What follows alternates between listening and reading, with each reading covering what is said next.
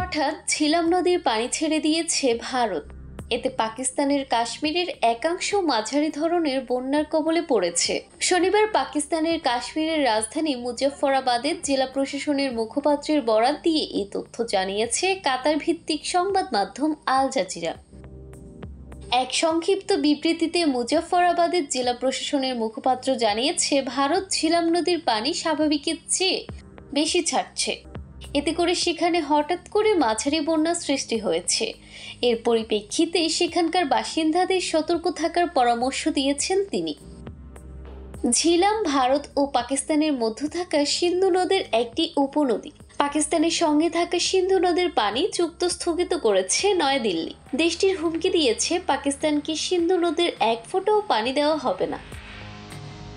অপরদিকে পাকিস্তান বলেছে, সিন্ধুর প্রবাহ আটকানোর চেষ্টা করা হলে এটিকে তারা যুদ্ধের কর্মকাণ্ড হিসেবে বিবেচনা করবে, আর সেই অনুযায়ী সামরিক ব্যবস্থা নেওয়া হবে।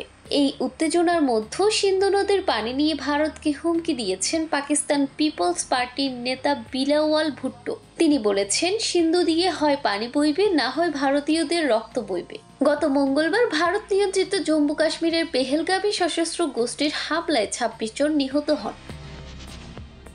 পরোক্ষভাবে পাকিস্তান এই হামলায় জড়িত এমন অভিযোগ তুলে বুধবার দেশটির সঙ্গে 1960 সালের সিন্ধু নদ পানি চুক্তি স্থগিত করে ভারত। যদিও এই মুহূর্তে সিন্ধু নদের পানি প্রবাহ আটকানোর মতো অবকাঠামো নেই ভারতের, তবে পানির প্রবাহ বন্ধ করতে ব্যবস্থা নেওয়া হচ্ছে বলে জানিয়েছেন দেশটির জলশক্তি মন্ত্রী। জান্নাতুল তাহসিন, FTV নিউজ।